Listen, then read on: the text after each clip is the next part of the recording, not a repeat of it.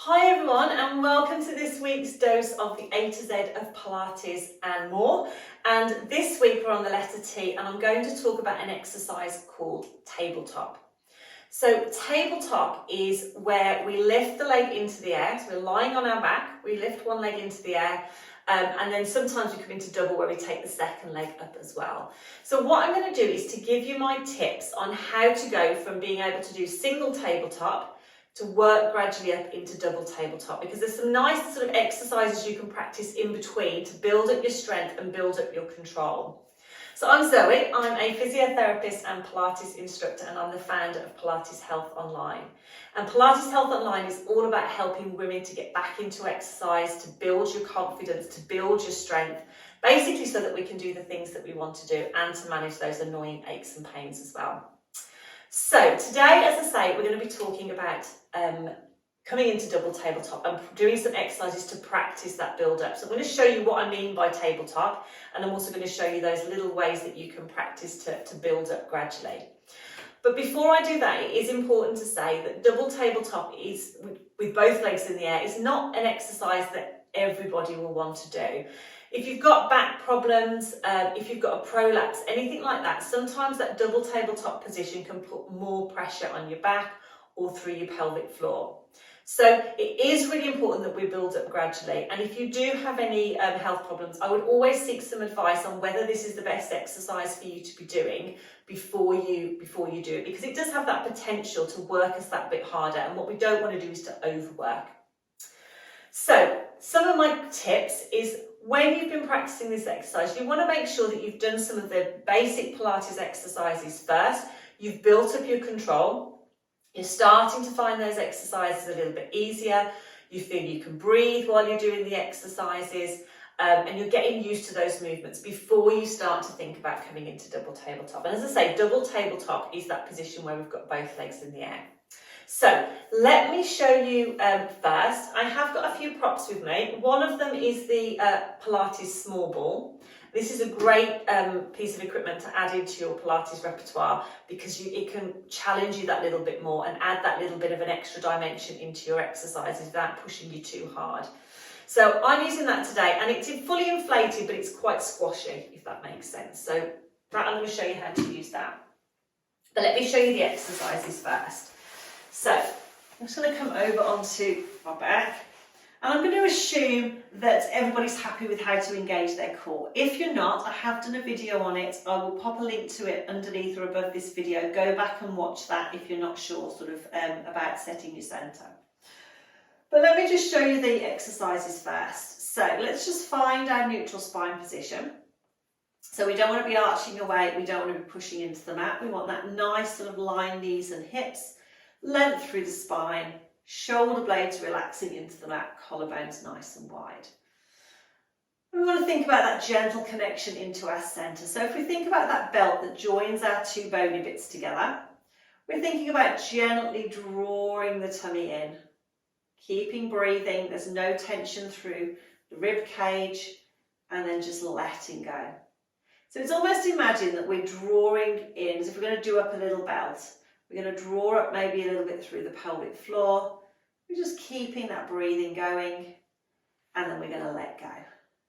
So if we had an imaginary scale of 0 to 10, we'd be sort of drawing into maybe about 2 or a 3, nothing more intense than that. And we shouldn't feel, as I say, we have to hold our breath.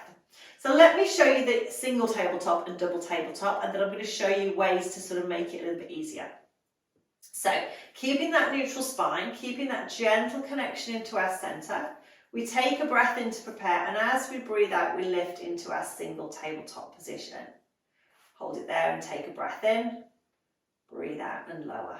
So this is our single tabletop, and what we aim for is our knee over our hip and our leg parallel to the floor, and then come back down. So breathing out, breathing in, breathing out to lower. Breathing out to lift, into hold, and out to lower. So that's our single tabletop. Now coming into double tabletop is quite a jump from that. So double tabletop, we've got that neutral spine. We're really thinking about keeping this length through the tummy, so the distance between our ribs and pelvis stays the same. Gentle connection. We breathe out to lift, into hold, Keeping that length, we breathe out to lift the second leg, breathe in to hold, and we lower and lower. So we're coming up into single, and then what we're doing is lifting that other leg, so our knees are over our hips, our legs are parallel, tummy is staying level, and we don't feel any pressure through the back, and then we come down. But you can see it's quite a big jump. So there are some things that you can practice to sort of start to build up that strength and to make it easier. So once you've been doing single tabletop for a while, you've got the control, you can breathe, you find it nice and easy, and you feel like you want that extra challenge, then a nice way is to add in the ball. So if you place the ball under one of your feet, find that neutral spine position again and just let your foot rest on the ball. So you're not pushing down on the ball as hard as you can, but you do feel the ball is supporting your foot and that knee staying lined up with your hip. Find that neutral spine position again and think of that gentle connection into your centre. Arms are relaxed by the side, we've got that lovely sense of length. You can think about the leg that's not on the ball, you're going to slide into tabletop. So we lift up, take a breath in, and then we breathe out, bend the knee, and lower back down. So we're thinking of keeping the connection between our ribs and pelvis, that distance stays the same. We breathe in to prepare, we breathe out, slide that leg, lift up, breath in, breathe out, and then come back down. And we should automatically feel that connection into the core. You're also going to feel that leg working a little bit harder.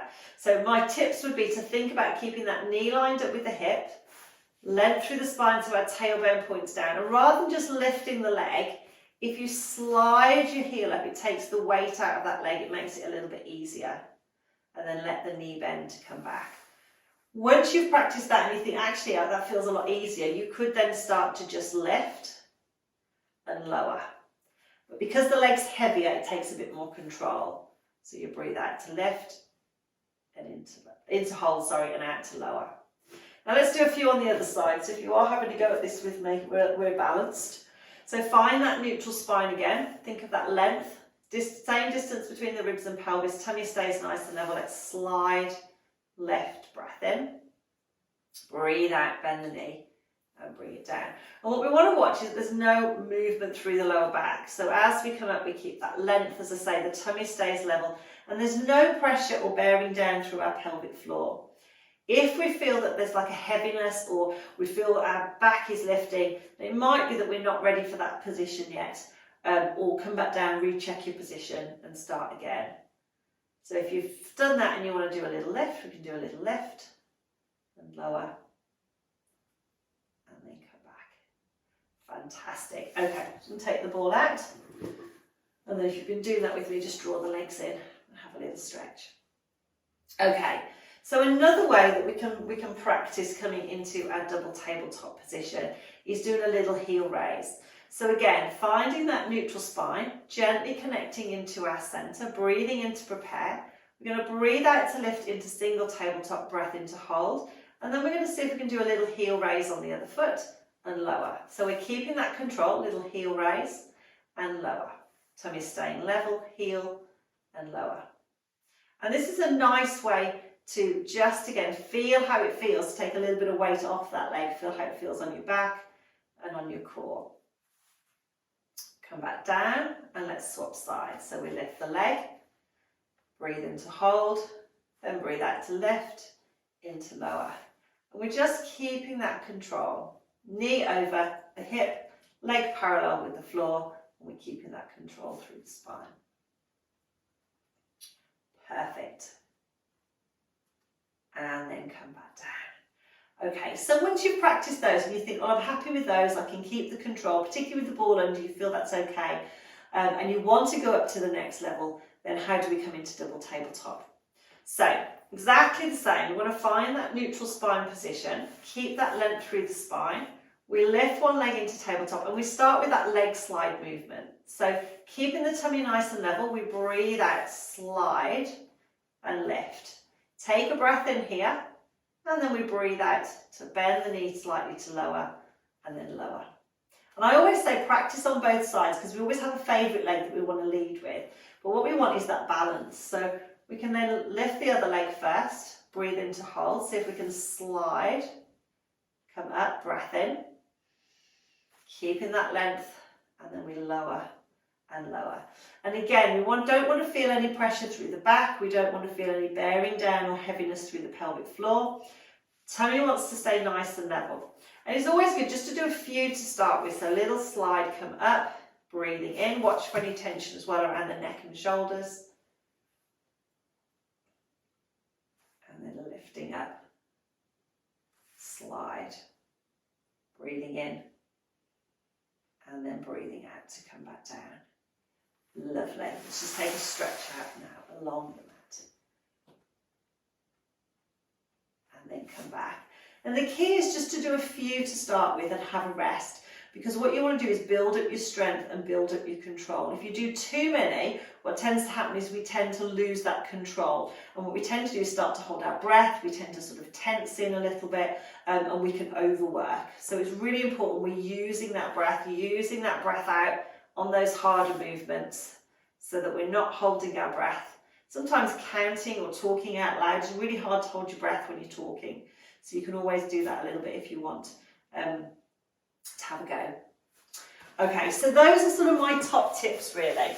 Practice the lower level exercises first. Make sure you've got that control. Make sure you can breathe while you're doing the exercise and you feel ready for that challenge. You could add in having the foot on the ball and practicing lifting up, because that makes your core muscles work a little bit harder.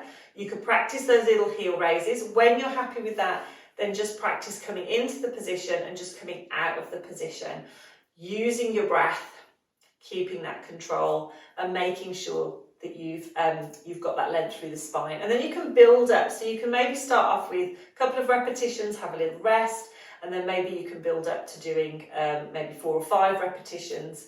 And then obviously, then once you can do that double tabletop position, there's extra layers that we add on with maybe arm movements or different positions or adding on to those exercises. But the most important thing is that you're ready to move up to that level, because it is a challenging exercise even. It is a really great way to work your core. But if you're doing it and holding your breath or feeling that you're pulling everything in and tensing everything, you're not actually going to be getting the benefits. And as I say, if you have any back problems, if you've got a prolapse, then you do need to take extra care with that double tabletop exercise. And if you're not sure, I would definitely get some advice on whether that's the best exercise for you to be doing.